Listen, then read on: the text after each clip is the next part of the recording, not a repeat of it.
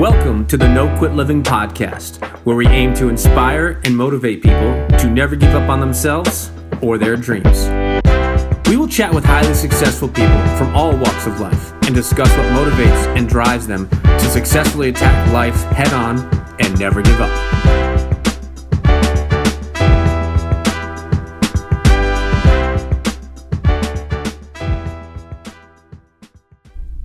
Welcome to episode number 31 of the No Quit Living podcast. I'm your host, Christopher J. Worth, and our theme of the day is paying it forward. Our quote of the day comes to us from John Wooden. You can't live a perfect day without doing something for someone who will never be able to repay you. Today's episode is sponsored by thebilliondollarbody.com. Men, are you looking to up-level your business? Are you looking to meet and connect with highly influential people? My good friend Nicholas Bayerly is hosting the #1 men's event this July 14th, 15th, and 16th in San Diego, California.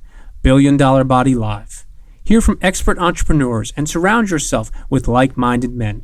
Go to billiondollarbodylive.com to get your ticket. Once again, that's billiondollarbodylive.com.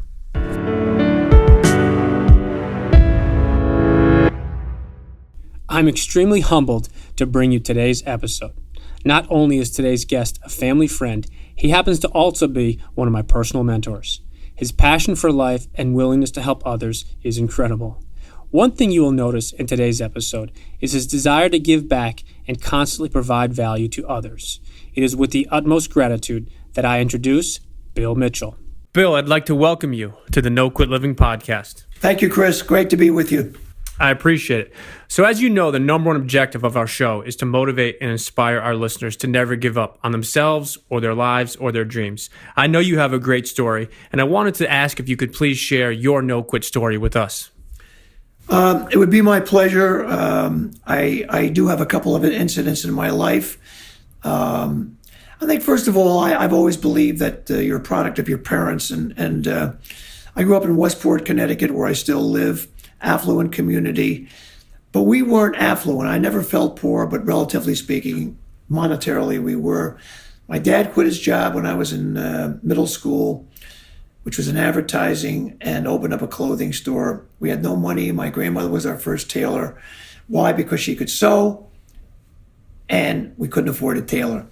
Give you a little bit of the landscape of how I grew up, but I grew up with a ton of love, and the values. I've always said somehow you're a product of your parents, one of them or both of them. In my case, I was lucky to have both. Anyway, to fast speed, I got married, had 3 kids, and I always loved sports. I was always active in sports in high school, never good enough to play in college. But I learned the values of character in sport, sort of a metaphor to life. But of course, I'm 74 now. I wish I had known then what I know now, but we all say that probably. Anyway, I had a throat accident. My voice sounds like I should be in bed, Chris, with a cold. But I had a errant procedure by a surgeon that ended up perforating or tearing my esophagus. And he didn't know he did it. My chances of getting out of the hospital at the time were none. That's what the surgeon who did the corrective surgery. But here I am speaking with you. And a long time of recovery. It took me about a year or so. And I did a lot of reflection. I was about 33. I had only 2 of my boys then. I have 3 now. One was 3 years old. One was 1. And then I had a bout of alcoholism. I'm a recovering alcoholic. Just celebrated 27 years a couple of weeks ago, one day at a time. And by the way, my family, we have 3 generations of alcoholics in recovery. So we've learned to deal with adversity like you do when you're on the free throw line with no time left and the score is tied and you got the ball to sink the foul shot to win or not. So I'm talking about the game of life. And I found the bottle. At the end of my career of drinking, it was not a good scene. I'm a very open guy. I was driving with a bottle under the seat of my car, drunk. I don't know how I avoided DUIs, but I did, but certainly blackouts. And the whole enchilada when it comes to drinking. And my wife, thank God, be married 47 years in September. Although she says with humor, don't get carried away yet. This is July 3rd at the moment. And I put a little humor in my life. And she threw an intervention at me, and somehow it worked. And here I am talking with you, Chris. So I think also one of the more pivotal moments in my life, I happen to have been at the live speech of Jim Valvano, Coach Jim Valvano of North Carolina State some years ago. In fact, I have one of his rubber band bracelets. I have a silver bracelet that he gave a few of us afterwards. The don't give up, don't ever give up. It's the same as your no quit program. And here was a man riddled with cancer. He died a couple of months after he gave the speech. And I was so taken by that. And I reflect on my own life with a ton of humility. Nothing's ever about Bill Mitchell, but I figured if I can make a difference, help others as you do with this program and what you do in your personal life, because I do know you personally a little. And that's the deal. I mean, I sell clothes for a living. But what I really do for a living, especially now in my retirement, so to speak, although you could say I am dressed up on Monday the 3rd when all of our other family members are going to work today, to give back and make a difference. Make a difference. And I do a lot of work in recovery with kids in their 20s. We have an epidemic of opiates, of heroin. You know, in Fairfield County, where I live, very affluent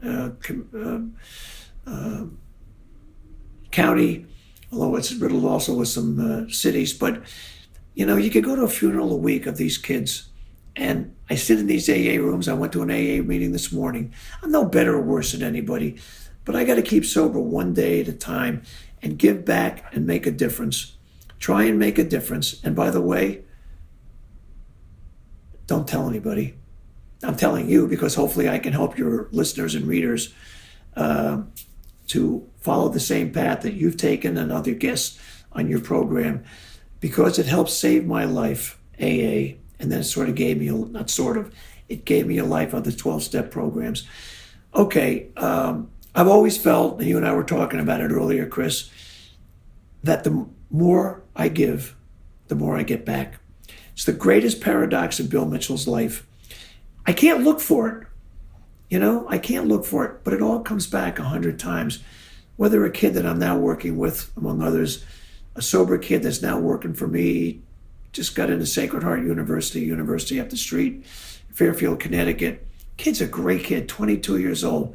This kid had a rope around his neck twice, ending his life, attempting to have suicide, and cried out for help. His parents, myself, this young man, James, he's 9 months sober today, and he's finishing up his education at Fairfield U, going to go to graduate school there, hopefully, and get into the whole social scene of giving back and making a difference with recovery. So, you know, in a brief nutshell, that's who Bill Mitchell is. You know, I'm an ordinary drunk. I'm a father of 3. Mentioned that, you know, with any luck, I'll celebrate 47 years married to the same gal in September. And I'm blessed. I didn't feel that way, though, 27 years ago. Today I do.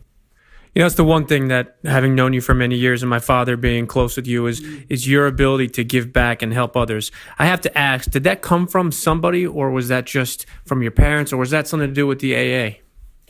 Probably a combination of all, but the genesis of it really came from my mom and dad. And don't forget, I mentioned earlier that, you know, I a lot of love in the family, but not a lot of stuff. And I remember I was in, 5th, 6th grade, Sunday dinner after church. My grandmother was alive, the tailor I referenced. And there was a knock on our door here in Westport. I was sort of a homeless person, had a can. My father went upstairs, got a $5 bill, put it in the can. We came back to have dinner. I was sitting right next to him. I said, "Pop, did you just give that guy $5? He said, "Yes." I said, "Dad, you know, seems to me we hardly have enough." And here's what he said to me, Chris. "If I don't start giving when I have nothing, I'll never start to give when I have something." That's a long time ago. You think I've forgotten that? Not for a moment. I also asked my dad one day, who ended up being my best friend after being my boss and my mentor and my coach. My best friend, he was my dad. I said, "Dad, what do you think about when you wake up in the morning?" he said, I think of three things. One, and he lived to be 99, so of course at the end he always thanked God for another day. It's like I do at 74. Thank God for another day. In my case, being a recovering alcoholic, I ask God, my loving God, as my higher power, to be right by my side just for today, July 3rd, 2017. Help me stay away from a drink. And then, thirdly and lastly, help me do one nice thing for someone today and don't get caught. In other words, don't tell anybody. So AA teaches me that too, the whole service part. And you got to give back. You got to make a difference. But don't tell anybody. I mean, through sports, and I've been given permission, Brian Cashman of the New York Yankees, and I'm not a name dropper, but Brian very quietly, through his position, doesn't tell anybody, and I only know what he does. I don't know what he does for others. Larry Lucchino used to do the same, the president of the Red Sox, Sam Kennedy, who's taken a spot. These guys, the Red Sox and the Yankees, I have to be a big Yankee fan, but you know what? In fact, I'm going to the Yankee game with your father tomorrow. No, Wednesday, and your brother. But in any event, if I see it, they've given me permission. They want me to call them. If a kid comes in one of our clothing stores in Greenwich or Westport, Red Sox hat, Yankee hat, needs, you could see he's hurting or cancer, pick up the phone, find out whose favorite player is on the team. And overnight comes a bat, a glove, a baseball signed by Dustin Pedroia, the second baseman of the Red, or maybe now Aaron Judge, who's hitting the cover off the ball for the Yankees. So I have mentors in my life that just get it done. They make it happen, and that's your expression. I copied that from you, Chris Worth. I know on your card, and I've copied it on mine. I don't have an original thought in my life, but I copy the best from the best. You make it happen, and that's sort of what I try and do, but quietly, not just with my business, but I happen to be very blessed sitting on a few boards, a hospital board, a college university, very quietly.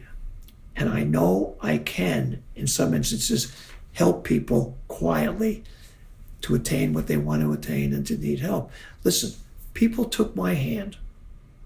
Jim Calhoun, who was a mentor of mine, we were talking about him earlier, former head iconic coach of the men's basketball team, University of Connecticut. Father dropped dead when he was playing Little League baseball, heart attack. Poor Irish family in Boston, went on to be who he became. 3 national championships with Connecticut. I borrow this expression from him. He said, Bill, if someone has their hand out, take it. Take it. A lot of people took my hand when I was desperate with my alcoholism, with my throat. I didn't know, I kind of believed I was getting out of the hospital alive, but I wasn't given any shot, really. Here I am today. So that's our message, give back, make a difference, take someone's hand, and do it quietly. That's probably one of the things that I enjoy about our friendship is I've met so many kids and people that you mentor and help. And I think the word mentor is something we talk about on the No Quit Living show quite often and Bob Berg, who was guest number 1, he talked about drive-by mentors. And it's something I've talked about a lot is we all have the ability to help people and be a mentor in many different ways. And it might be for a week, an hour, a day. And a lot of us have mentors that we might never even meet. So the reality is not only can you help somebody, but it's the little ways. And I think the way you do it is you don't ask for anything back and you don't do it publicly. If people tell others, that's the best part about it because that's when it really starts to make an impact. But I was curious, at 74, you keep working, and that's something I admire. And you don't work because financially you have to. You work because it's something that A, you enjoy, and B, you give back to others. I was curious, what does the next 5, 10, 15 years look like for you? Well, I don't think I want to change anything as long as I have my health. I just got a new hip put in, so my foot's bothering me a little bit. But you know what? 74, you wake up with aches and pains. I still love what I do. I have 6 grandchildren. I want to see them grow up a little bit more, and I've been doing that a little more often. I have 2 grandchildren with special needs, and one is a big Yankee fan, so he loves to go with the grandpa to Yankee Stadium or Fenway Park. And yes, thank you, Chris. I do love coming in here. I love I hope this comes out right with a ton of humility. I like to help people. I don't know what else there is about it. People have helped me, as I said earlier. I want to give back. I want to make a difference. I am in a position, maybe not like Brian Cashman or Larry Lucchino or Sam Kennedy, but in my own way. And I think that's the greatest joy of living. And those people, by the way, who have never found it, have not experienced life. The joy of life is, yes, I'm a good husband now. I'm a pretty good father now. But, hopefully maybe, along the way when I'm long gone, whether it be 5 years, 10 years, one more day, whatever, some people will say Bill Mitchell was a kind person and he liked to help others. That's the joy I have still. So my venue of our clothing stores, you notice I haven't mentioned it much but of meeting people, new customers, telling them about our community, New Canaan, Greenwich, California, wherever it may be, that we are here to help, not just sell clothes, build relationships. And that's the joy for me. So that's sort of it. I still love sports. I'm still going to play a little tennis and golf when I can, go to a few games, travel a little bit. I always felt when traveling, I meet some of the most interesting people, some of whom I still have relationships with. So. No, I appreciate you sharing that. You and I have talked about something, the philosophy of paying it forward. We talked about earlier, before we recorded, that it might not come back to me directly or to you directly. Maybe it's to your kids or your grandkids. But I believe that when you think about paying it forward, and you've said that to me many times, is all you ask in return is not money, not time, but pay it forward. And I just like if you could just touch on that philosophy, pay it forward, for a brief minute. Well, Chris, you're absolutely right. It took me a while to understand this, but you know what? I have said this over the last many years, that regardless of what I've done for someone else, that person, in fact, no one owes Bill Mitchell anything. Anything. I've never asked for $1. I've never asked for $1 back. I've never asked for... But I do say, I'll just take this young man I referenced earlier who now is working here in Westport, 22 years old, stubbed his toe on some alcohol and drugs and suicide attempts, has turned his life around even after 9-10 months. Whatever I've done for him, he only owes me one thing: to pay it forward, to use what you were saying, Chris. And if I have succeeded in one person over my lifetime, that they can give back and make a difference with that same philosophy, then guess what? My life has been worth living. That's it. Pay it forward, help somebody else, and don't expect anything in return. Nothing. No, I think you touch on something that's really important. Is there's a difference of doing it versus really doing it. And when you do it for all the right reasons, you expect nothing in return. And not that everybody does it selfishly, but I find a lot of people will do it visually, will do it in the public's eye.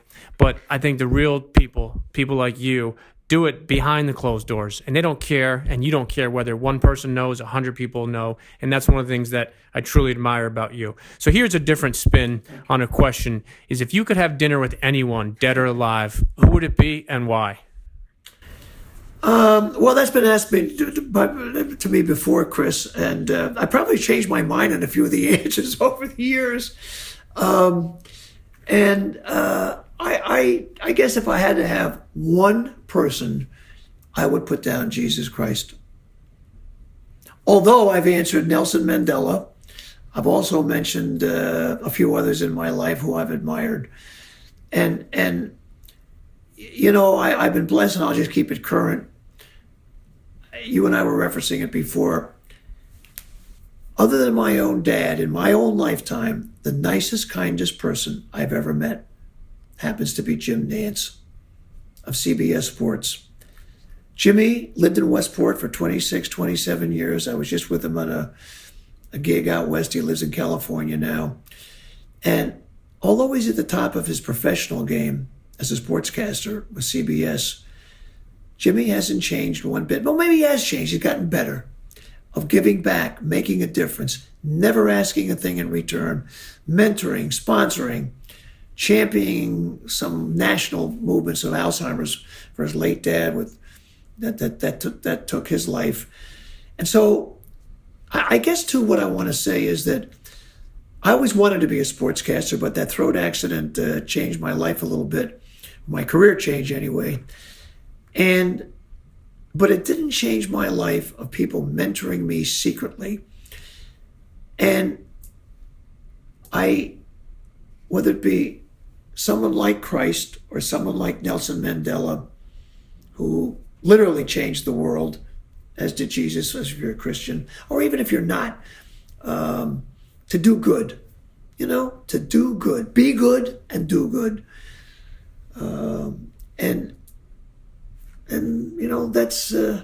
That's it. I can't aspire to be any of those three aforementioned. But what I can do is be a better Bill Mitchell. That's what I want to be, still at 74. So my dad lived to be almost 99. So Chris, maybe I got a shot at one more day. A little bit of humor I put myself. I know you don't like hockey, you like basketball, but you know what? I equate my life of living to hockey. I'm in the middle of the third period, 74. But wait a minute. Maybe there's an overtime. Maybe there's even a shootout. Who knows? Maybe there's a double overtime as well. So, knowing that you're very involved with AA and giving back and helping others, wanted to ask you a pretty honest question before we end up here. Is if you had a conversation with someone, whether it's a kid you're mentoring or just somebody in general, is they were about to give up on either themselves, life, their business, their spouse, what would you tell that person that was about to give up? I would, and I do tell them every day. I told a young man this morning in my AA meeting, I said, you know something? And his name is Chris. First name is Chris. I said, Chris, do me a favor. When you go home, look in the mirror and tell the mirror you're worth it. You are a life worth living. Right now, Chris, this guy feels terrible. He's, just stopped drinking and drugging. He's got a lot of challenges, a lot of, stuff in the past. I went through all this too. That you're worth it. You're worth it. And I think that's where you get it, at least where you and I talked about this before with the athletes. Hey, all walks of life stub toes. I stub mine, as you now know. And I felt like a piece of, actually at one point, I don't feel that way today. Now, I don't go around talking about myself either, but I'll let others talk, like you're interviewing me. But, and you got to have a ton of humility too. But that you're worth it. People are worth it. So whether they be kids in inner city that I do some work with that not necessarily are alcoholics, but have come from nothing and have no fathers and go to inner city schools where I'm involved a little bit, they're just worth it. And then I see them succeed. And then as we talked about, and I'll end with this, they got to pay it forward. They got to go back, regardless of where they end up in the United States or anywhere in the world, Africa, South America, anywhere, and give back and do the same thing. Those are the people I admire. Those are the people I hang with today, because I'm still learning from them. And it makes me feel better. You shared some great stuff, and I think, as you mentioned, it's you want to spend time with people that motivate you, and you're always learning. And I think the question is not are you always learning, but when do you stop learning? Listen, I want to make one quick reference is when we walked in this morning to do the interview, you had a t-shirt on that said gratitude. And I just need to tell you that I'm extremely grateful for you, your friendship, as well as all the positive information and inspirational things you shared today. So, Bill, I cannot thank you enough, and I truly appreciate you being here. Chris, it's been my pleasure. And of course, you've referenced our relationship, and I'm going to reference it too. I too admire all that you have done, all that you, not just with your own nuclear family of the Worth family, but what you do outside of the community. And the best part about you is I know some of what you do, but I don't know a lot because you don't tell people either. You just do it and make it happen. There's been a lot of fun too. Thanks, Chris. Thanks, Bill.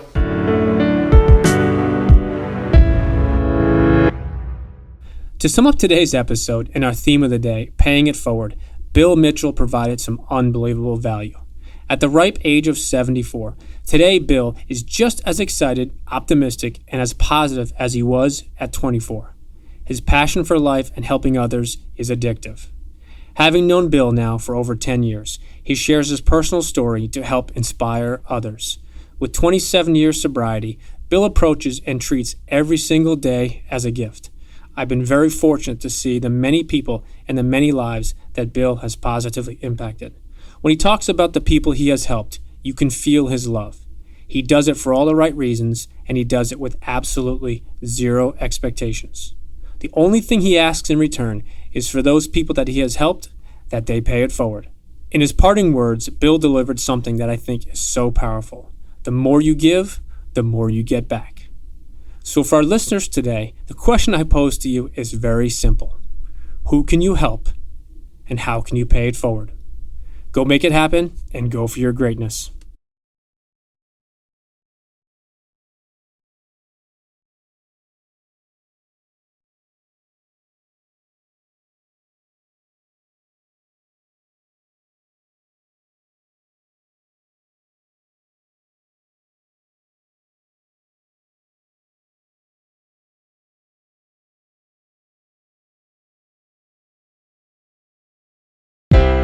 And lastly, to our listeners, thank you. We truly appreciate your time, and we hope our episodes inspire you to keep on attacking life and never giving up. To quote Dr. Norman Vincent Peale, it's always too early to quit.